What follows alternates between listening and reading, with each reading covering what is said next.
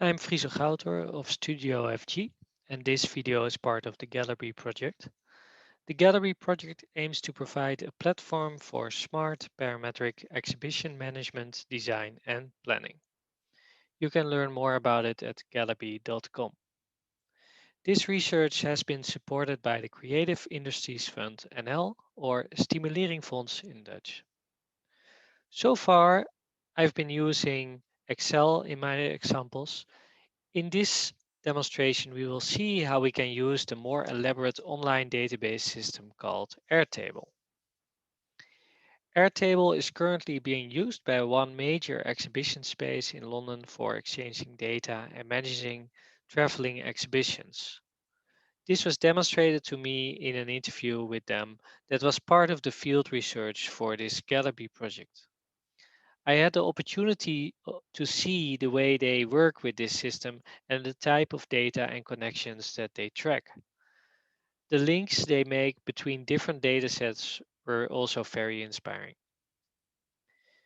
There are many differences between Excel and Airtable, but one of the major differences is the fact that Airtable can house any kind of data and has a unique API connection per database. This means that Airtable can store standard textual and numeric data, but also images, videos, and audio files, geometry, any kind of data that you need.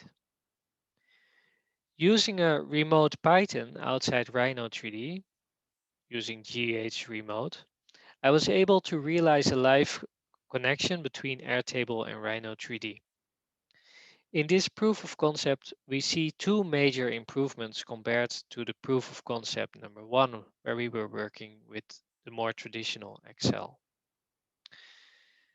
Data exchange is in this example really two ways. The design can be influenced by locking objects in place from the Airtable.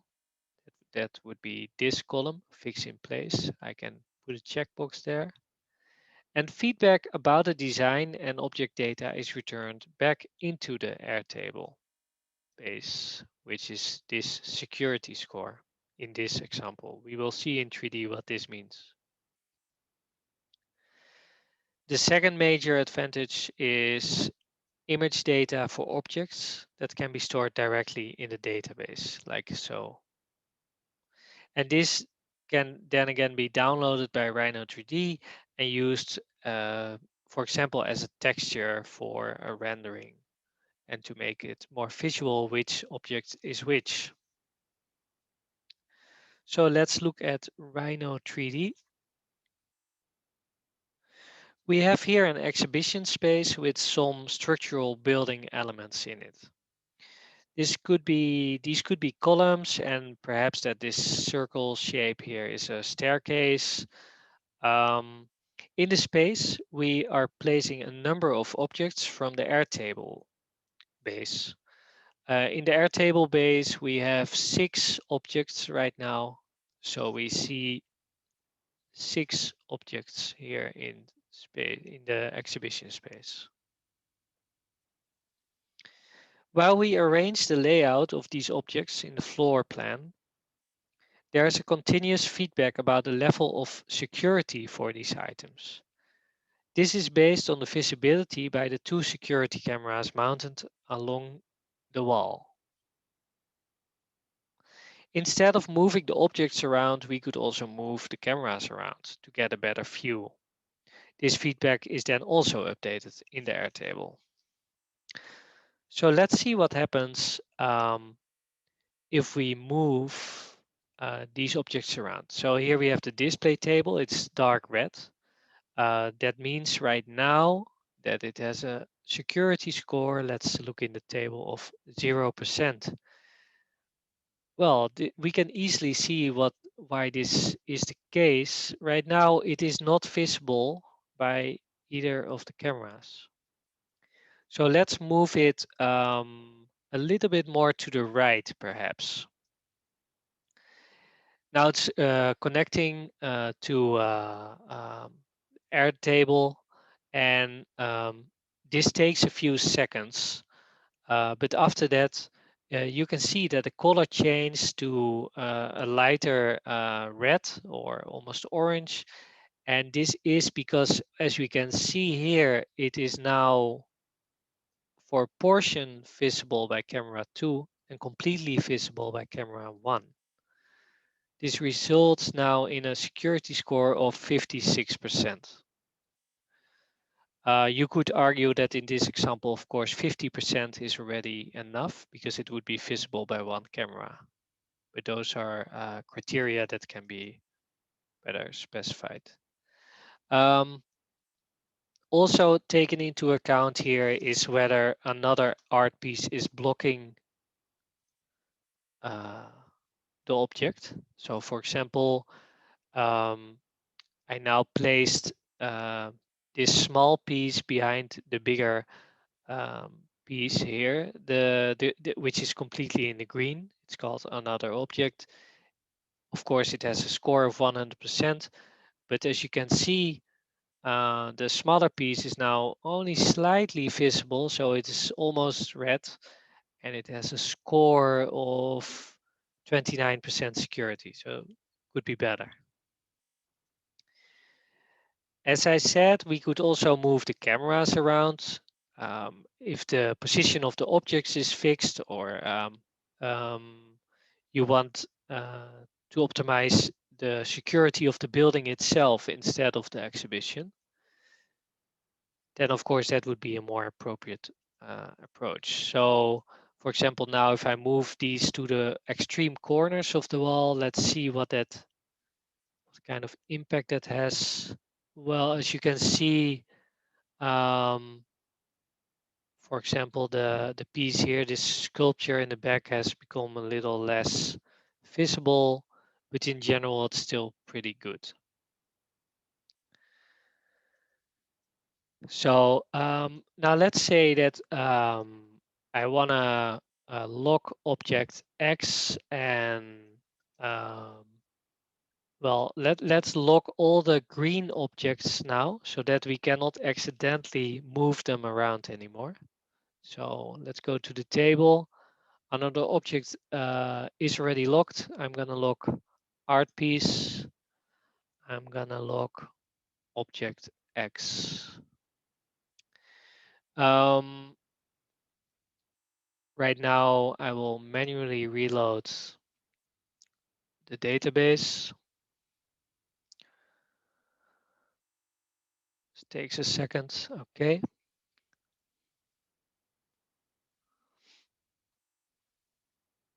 All right. As you can see, that's definitely a point that should be improved, the speed.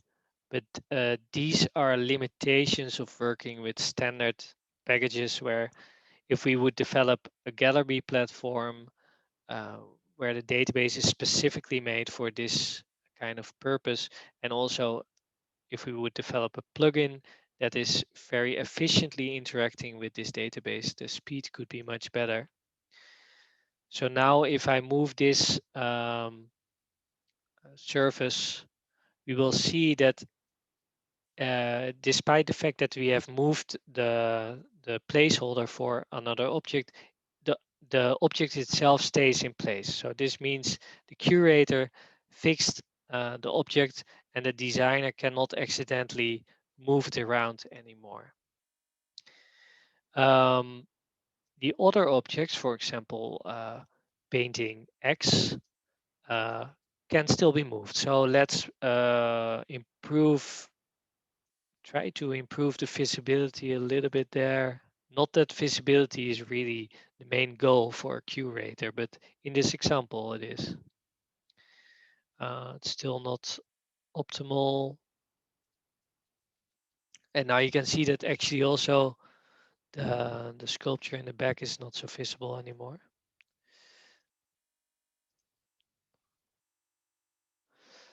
Let's see. All right. Maybe I will move this one a little bit more to the front. And then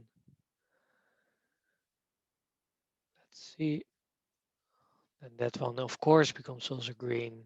So now let's say we accept that for the display table and painting X, they are a little less visible, but they're quite big objects, and the smaller objects are in a more secure place.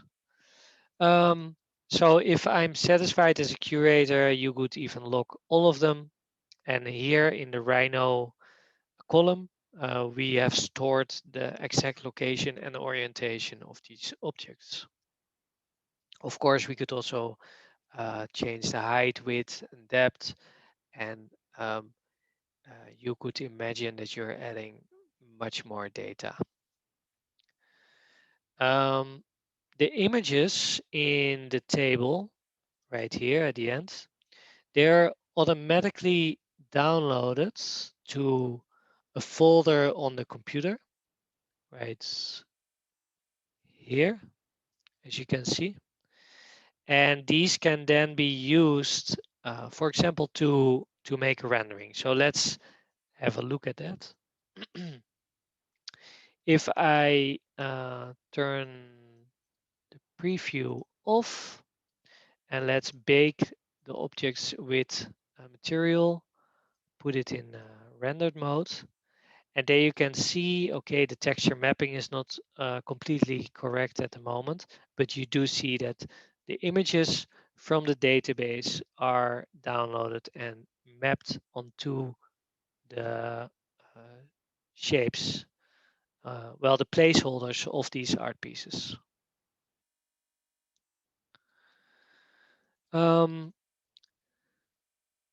So to conclude,